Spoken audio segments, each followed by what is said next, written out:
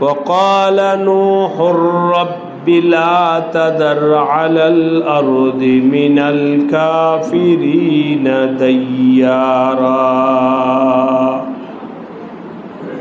إنك إن تذرهم يضلوا عبادك ولا يلدوا إلا فاجرا كفارا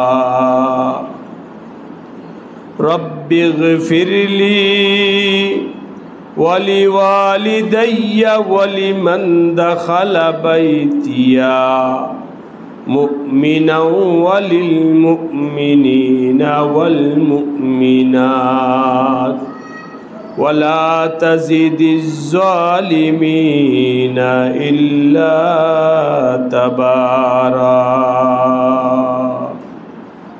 آمنت بالله صدق الله مولانا العظيم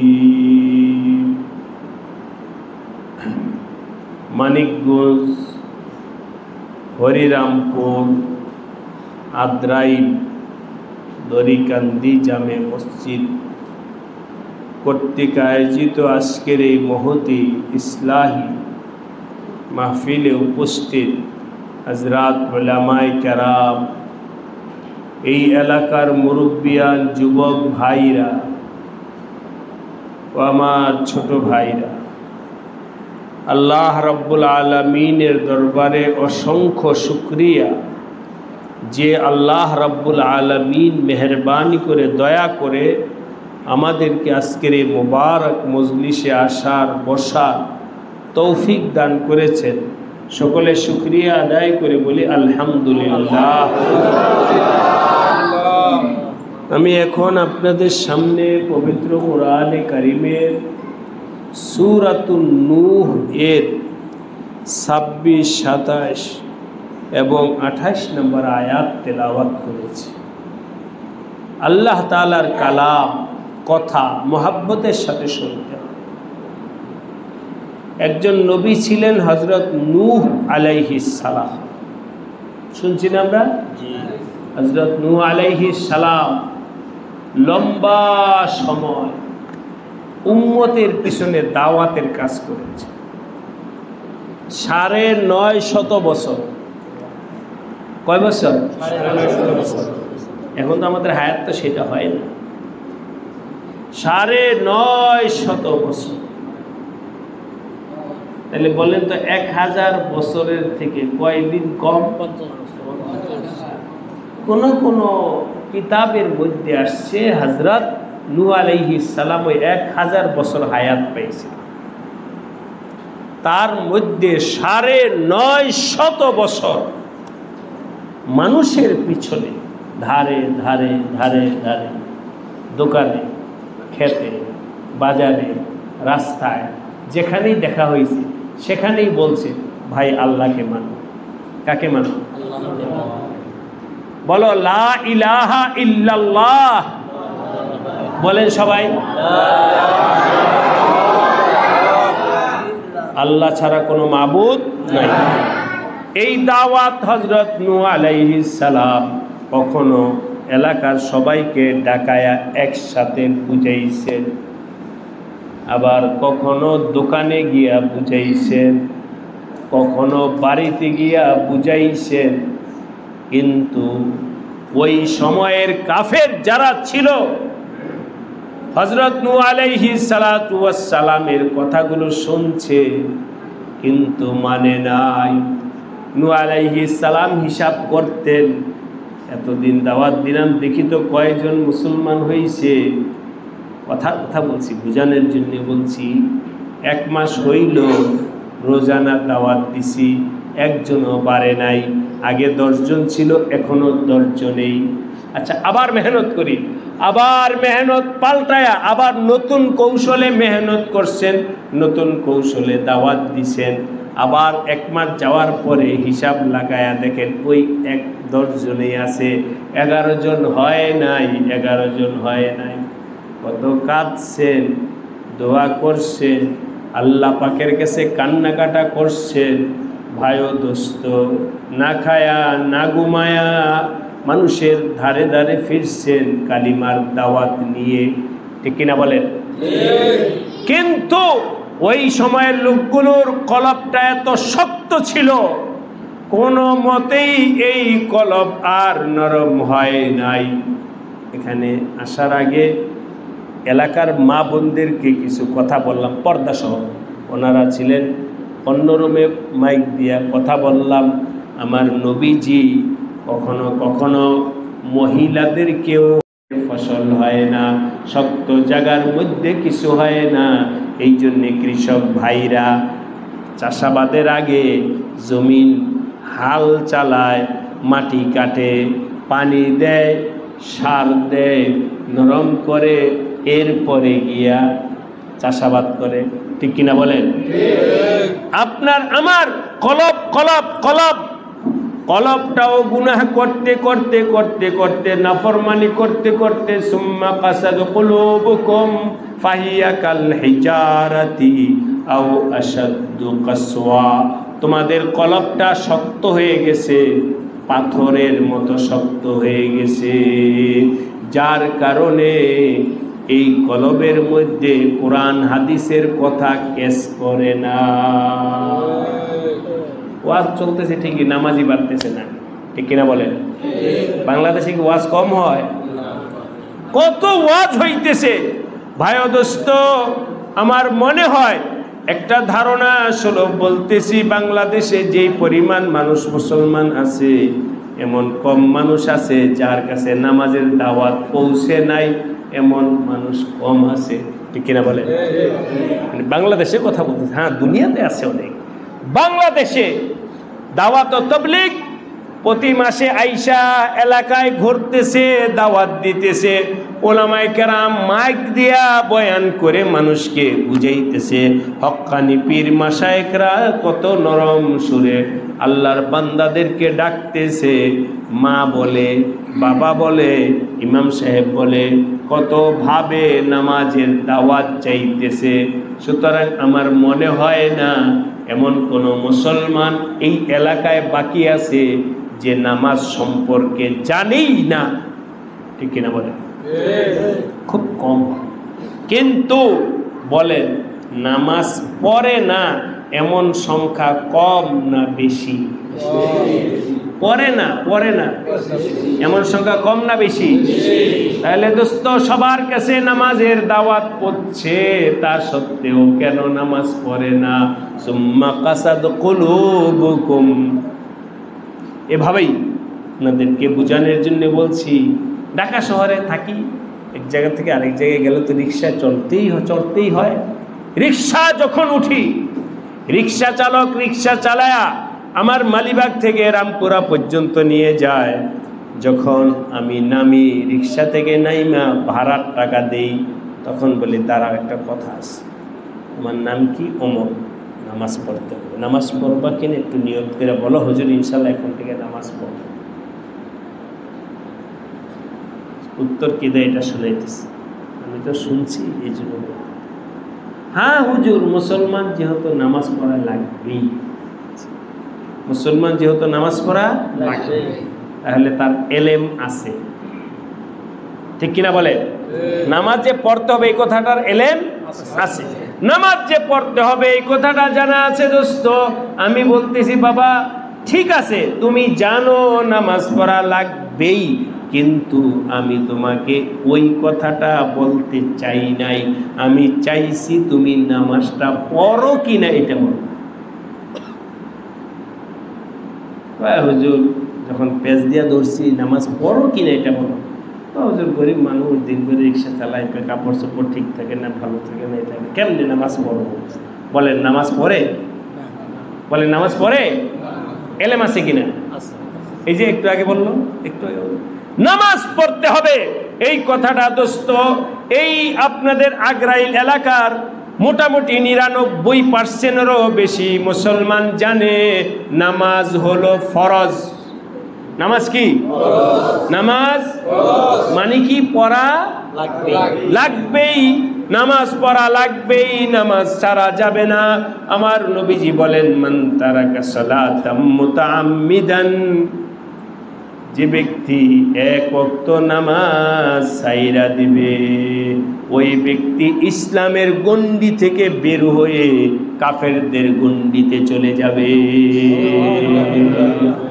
আমার ভাই ও দোস্ত, এই সব জানা শোনা সত্ত্বেও আজকে কেন মুসলমান নামাজ পড়ে না? আজকে কেন আগ্রাইল মসজিদটা ভরে না? কি বলেন, মসজিদ ভরে নাকি আপনাদের? মসজিদ ভরে না। যদি সবাই নামাজ পড়তো তাহলে এই মসজিদে জায়গা নিত না। আমার তো একটা আন্দাজ আছে, কারণ আমি হাইটে আসছি তো। এই এলাকায় যেভাবে গণবসতি না, দুইজনের ঘরের মাঝখানে একজন মানুষ, ডাবল করে মানুষ হাঁটার রাস্তা নাই, দুইজনে একসাথে কাছাকাছি, এক দোস্ত আরেক দোস্তের কান দিয়ে হাত দিয়ে হাঁটে না, এভাবে হাঁটার সুযোগ নাই। সিঙ্গেল হাঁটতে হবে, একজন একজন পিছনে যাও। তো এরকমই দেখলাম। তাহলে ঘনবসতি কেমন বুঝে আসছে তো। এতগুলো মানুষ যদি নামাজ পড়তে আসতো, এই মসজিদে জায়গা হইতো না। ঠিক কিনা বলেন? এই জন্য আমার ভাইরা, কেন সুম্মা কাসাদ কুলুবুকুম, কলব শক্ত হয়ে গেছে, কলব শক্ত হয়ে গেছে। ওই সময়ে কাফেরদের কলব শক্ত ছিল। নূহ আলাইহিস সালাম দাওয়াত দিয়েছেন 950 বছর, পারে না, মুসলমান পারে না, পারে না, পারে না, পারে না, করতে করতে 950 বছর হয়ে গেছে। মাঝখান দিয়ে এই আয়াতের দিকে আবার বলবো, মাঝখান দিয়ে আপনাদের সাথে একটু কথা বইলা নেই। আপনারা এখন থেকে নামাজ পড়বেন কিনা? হাতুরা বলেন, হাতুরা বলেন ইনশাআল্লাহ। আল্লাহ সবাইকে 5 ওয়াক্ত নামাজ পড়ার তৌফিক দান করেন। কোনো উপায় নাই ভাই, নামাজ ছাড়া কোনো উপায় নাই। আপনি ধনী গরিব, গ্রামের শহরের, শিক্ষিত অশিক্ষিত, এইসব কিচ্ছু দোস্ত আমার আল্লাহ দেখবেন না। ইন্নাল্লাহা লা ইয়ানজুরু ইলা আমওয়ালিকুম ওয়ালা ইলা সুওয়ারিকুম ওয়ালাকিন ইয়ানজুরু ইলা কুলুবিকুম ওয়া আ'মালিকুম। তুমি গ্রামের না শহরের, ধনী না গরিব, শিক্ষিত না অশিক্ষিত, তুমি সাদা না কালো, এসব আমার আল্লাহ কিছু দেখবেন না। ওয়ালাকিন ইয়ানজুরু ইলা কুলুবিকুম। আমার ভাইরা একটু মন খুইলা কথা বোঝার চেষ্টা করেন। এই ছোটরা, বাবাজিরা, আওয়াজ করে না, কথা বলো না, আমাকে কথা বলতে দাও, তাহলে কিন্তু তোমাদের এখানে মাইকের সামনে এনে কথা বলতে দাও, কোনো কথা নাই। যাই হোক, আমি যেটা বলতেছি সেদিকে শোনেন কথা। ধনী গরিব এক অবস্থায় দুনিয়াতে আসছে, বলেন ঠিক কিনা? কেউ কাপড় পরে আসছে? সব এক অবস্থায় দুনিয়াতে আসছে। আবার যখন দুনিয়া থেকে যাইবা, এক অবস্থায় যাইবা। লাখপতি কোটিপতি, ওকে যে অবস্থায় যেখানে রাখা হবে, পথের ফকির কেউ সেখানে রাখা হবে। ওর গায়ে যেই কাপড়, এর গায়েও সেই কাপড়, একেও মাটিতে, একেও মাটিতে, ব্যতিক্রম হবে না। আমার আল্লাহ, আল্লাহ তো হিসাব দিবেন কবরের পরে। ওই সময় সবারই তো হাত খালি। সবার হাত কি? বাংলাদেশের রাষ্ট্রপতি, হেরো হাত খালি, রাস্তার ফকির তারও হাত খালি। আল্লাহ জিজ্ঞাসা করবেন, কি নিয়ে আসছো, দাও। নবীজি বলছেন, নিয়ে যাওয়ার মতো তোমাদের দুনিয়া থেকে কিছুই নাই, আমল ছাড়া। ঠিক কিনা? কি ছাড়া? আমল। দাও, আমল দাও। ইন্নাল্লাহা লা ইয়ানজুরু ইলা আমওয়ালিকুম ওয়ালা ইলা সুওয়ারিকুম ওয়ালাকিন ইয়ানজুরু ইলা কুলুবিকুম ওয়া আমালিকুম। আমার আল্লাহর কাছে আমরা দোয়া করি, হে আল্লাহ, তোমার ফজল করম এহসান দয়ায় আজকের এই মজলিসের বরকতে সব ভাই হাত উঠায় ওয়াদা করছেন 5 ওয়াক্ত নামাজ পড়ব।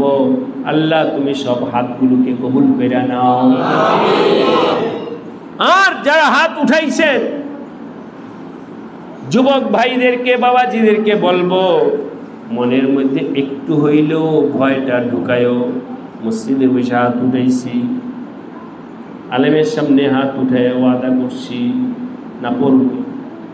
নামাজ পড়তে যাইতেছে, কথার কথা ফজরের নামাজ, জোহরের নামাজ পড়তে যাইতেছে এক যুবক, আরেকজন কই, এই দোস্ত কই যাস? ওই মসজিদ। গাড়ি তুই হঠাৎ করে আবার মুসলিম হয়ে গেলি কিনা? না, হুজুরের সাথে ওয়াদা করছি। আসসালামু আলাইকুম।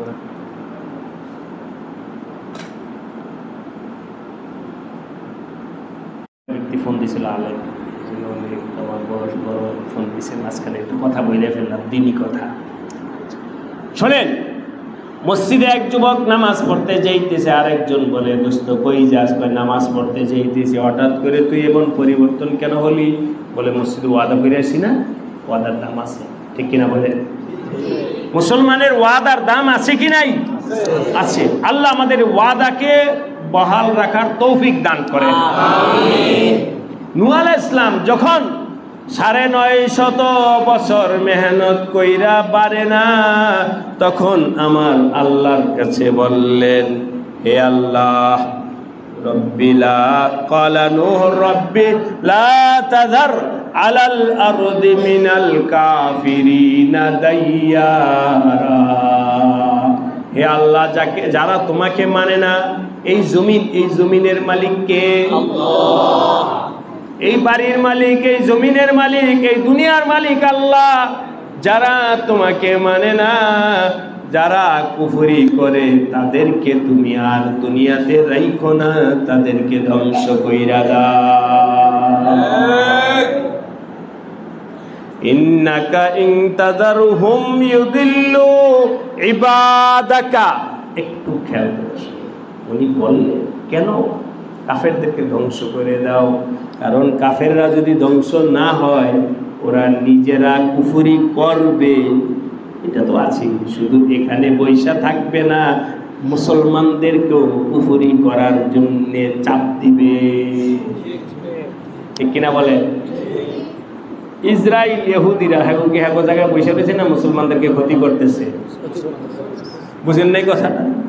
ওরা হলো দখলদার। এরা হলো কি? কারা? ইসরায়েল। ইসরায়েলের যে এলাকা, এটা ওদের দেশ না। যাই হোক, পূর্বের ইতিহাসের দিকে গেলাম না। আপনার বাড়িতে এসে দখল করে বৈশা এখন আমনেরে বের করে দেয়। এই ইসরায়েল যেই এলাকা, এই এলাকাটা ছিল মুসলমানদের, এই এলাকাটা ছিল ফিলিস্তিনদের। এই জায়গাটা তারা দখল কইরা এখন ফিলিস্তিন, গাজার মুসলমানদেরকে নির্বিচারে হত্যা করতেছে, ঠিক কিনা বলেন? ইহুদিদের মতো খারাপ পৃথিবীতে আর কেউ নেই। আপনার বাড়িতে আইসা দখল করে আপনার গলা টিপিয়ে মারতেছে। এই জন্যে হযরত নূহ আলাইহিস সালাম কইলেন যে আল্লাহ কাফেরদেরকে ছাড়লে ওরা শুধু যে নিজেরা কুফরি করবে তার না, ইউদিল্লু ইবাদাকা, তারা ইমানদারদেরকেও ক্ষতি করবে। 1 2 নম্বর হলো, এখন যারা কাফের, ওদেরকে যদি আপনি ধ্বংস না কইরা রাইখা দেন, ওদের ঘরে যে সন্তান হবে, এগুলোও কি হবে? কি হবে বলেন? কাফের হবে। এই জন্যে আল্লাহ দুনিয়াতে কোনো কাফেরকে রাইখা দিয়েন না, আপনি সবাইকে ধ্বংস করে দেন। হে আল্লাহ, আপনি সবাইকে ধ্বংস করেন। লাব্বিলা তাদার আলাল আরদি মিনাল কাফিরিনা দাইয়ারা ইন্নাকা ইন তাদারহুম ইউদিল্লু ইবাদাকা ওয়ালা ইয়ালিদু ইল্লা ফাজিরান কাফারা। এক পয়েন্টে আলোচনা, অন্য পয়েন্ট রব্বি গিফিরলি,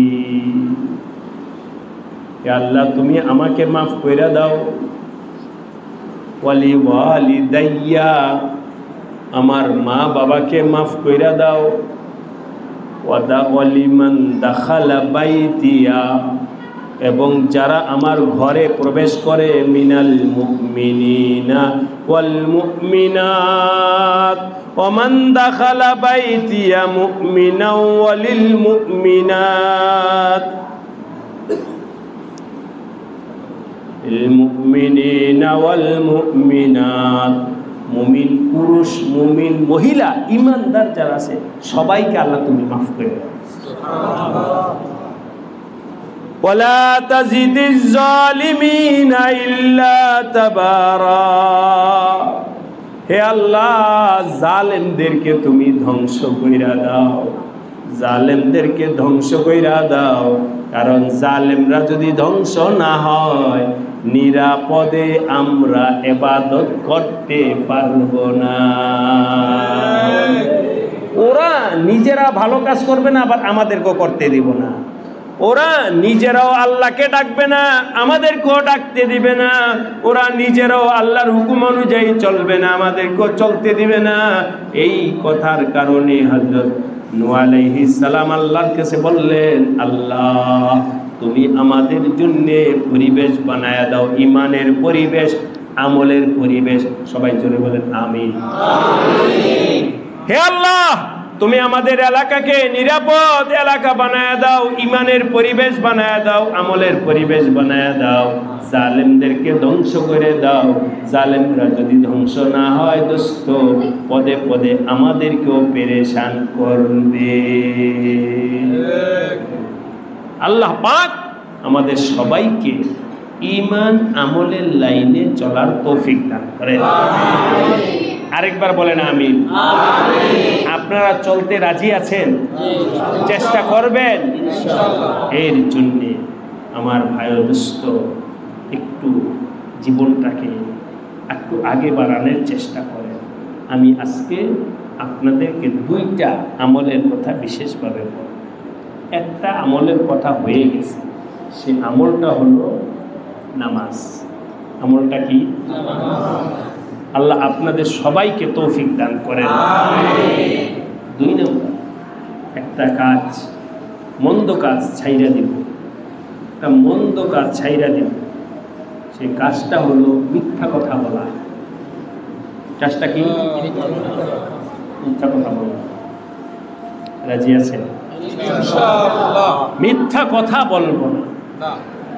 মা বাবার সাথে মিথ্যা কথা বলবো না, প্রতিবেশীর সাথে মিথ্যা কথা বলবো না, দোকানদার কাস্টমারের সাথে মিথ্যা কথা বলবো না, কাস্টমার দোকানদারের সাথে মিথ্যা কথা বইল না, মুসলমান মিথ্যা কথা বইল না।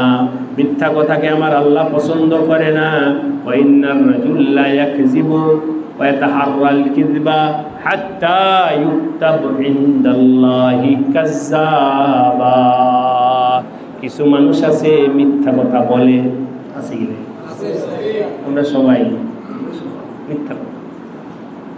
ওয়া ইন্নার রাজুলা ইয়াকযিবু, কিছু লোক আছে যারা মিথ্যা কথা বলে। ওয়া ইয়াতাহাররাল কিযবা, মিথ্যা কথা বসে বসে বানায়,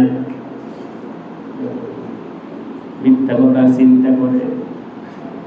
এটা যদি জিজ্ঞাসা তাহলে এটা করবে, এটা করলে এটা করবে, এই চিন্তা করে। আছে না? ওয়া ইয়াতাহাররাল কিযবা, আগে থেকে চিন্তা করে। এটা জিজ্ঞাসা করলে এটা, পুলিশে জিজ্ঞাসা করলে কই যাও, বলে ওষুধ আনতে যেতেছি। আসলে কি ওষুধ আনতে চায়? এরপরে যদি জিজ্ঞাসা করে কিছু, তাহলে এটা করবো, এরপরে এটা করবো। এভাবে মিথ্যা কথা আগে থেকেই বানায়। বলো না, আপনাদেরকে বোঝানোর জন্য বলছি। আজকে একটা বলবা, কালকে আরেকটা বলবা, পরশুদিন এরকম মিথ্যা কথা বানাইতে বানাইতে বানাইতে বানাইতে হাত্তা ইউকতাবু ইনদাল্লাহি কাযযাবা, আল্লাহর আদালতে তোমার নাম মিথ্যুক হিসাবে লেখা হয়ে যাবে। জোরে নাউজুবিল্লাহ বলেন। এবার নাম কাটাইবা কেমনে? ও আমার ভাইরা, এটা বাংলাদেশের কোর্ট নয়, মামলা মোকদ্দমা নয়, ঘুষ দিয়া নামটা কাটাইয়া দিবা। নিজের ভাইয়ের কথা বইলা, চাচার কথা, বাপের কথা বেচ্চা নাম কাটাইবা। আমি এমপি সাহেবের ছেলে, আমার মামা অমুক, আমার মামা জজ, আমার ভাই অমুক, এই সমস্ত কথা বইলা তোমার মামলা থেকে অপরাধীর নাম নিরাপদে কাইটা যায়, আর নিরপরাধী লোকেরা জেলের মধ্যে পৌঁছে। এমন লোক আছে কি নাই? আমার আল্লাহর আদালতে এমন হবে। অপরাধী তুমি যার ছেলেই হও, শাস্তি ভুগত না পারে। তুমি গুনাহ করছো, লা তাজিরু ওয়াজিরাতান উযরা উখরা, অপরাধীর অপরাধ আরেকজনের কাঁধে সাবার কইরা দেবে না।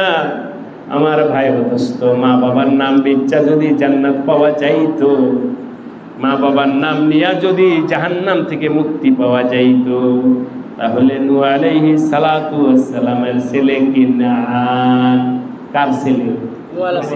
নবীর ছেলে। বলেন কার ছেলে? নবীর ছেলে। এর থেকে আবার দামি কোনো মানুষ আছে নাকি? আমার আল্লাহ পাকের কাছে এর থেকে দামি কোনো মানুষ নাই ভাই ও দোস্ত। নবী নূহ আলাইহিস সালাতু ওয়াস সালামের ছেলে হয়েও জান্নাতি না জাহান্নামী? জাহান্নামী। কি জাহান্নামী? কেন? আমল নাই, অপরাধী। আমার আল্লাহ পাকের আদালতে যদি তোমার অপরাধী হিসাবে নামটা লেখা হয়ে যায়, ওই নাম কাটাইতে পারবা না। এই জন্যে আপনাদের থেকে ওয়াদা নিতেছি, আমার নামটা যেন অপরাধীর তালিকায় না যায়, এর জন্যে আগে থেকেই আমাদের চেষ্টা করা দরকার। ঠিক কিনা বলেন? তাহলে কি করব? মিথ্যা কথা বলবো, মিথ্যা কথা বলবো। রাজি আছেন সবাই? মিথ্যা কথা না বলা সহজ না কঠিন? সবারটাই ঠিক আছে। যারা বলছেন সহজ, হ্যাঁ ওটাও ঠিক আছে। আবার যারা বলছেন কঠিন, তাদেরটাও ঠিক আছে। মন তৈয়ার হলে সহজ, মন তৈয়ার হলে কি সহজ, মন তৈয়ার না হলে কঠিন। বর্তমান দেশের, বর্তমান সমাজের প্রেক্ষাপট হিসাবে মিথ্যা কথা না বলা কঠিন। কঠিন বানাইছি আমি আর আপনি। ঠিক কিনা বলেন? মিথ্যা কথা বিরত থাকাটা কঠিন, এটা ঠিকই কথা। অনেক কঠিন, অনেক কঠিন, অনেক কঠিন। কিন্তু হাজারো কঠিন হলেও চেষ্টা করলে পারবো না এমনটাও নয়। ঠিক কিনা বলেন? চেষ্টা করলে ইনশাআল্লাহ আল্লাহ সহজ কইরা দিবেন, আল্লাহ সহজ কইরা দিবেন। আজকে আলোচনা লম্বা বানাইতে চাই না, এই দুইটা আমলের কথা বইলা গেলাম যেন মনে থাকে। ঢাকা থেকে হুজুর আইসা দুইটা আমলের কথা বইলা গেছে। ওয়াদা করছি নামাজ পড়বো, মিথ্যা কথা বলবো না। নামাজ পড়বো, মিথ্যা কথা বলবো না। আল্লাহ পাক আমাদের সবাইকে তৌফিক দান করেন, কবুল কইরা নেন। সব ধরনের ফিতনা ফাসাদ থেকে আল্লাহ হেফাজত করেন। আজকের মজলিস যাদের উদ্যোগে আয়োজিত হলো, আল্লাহ পাক তাদেরকে কবুল করুন।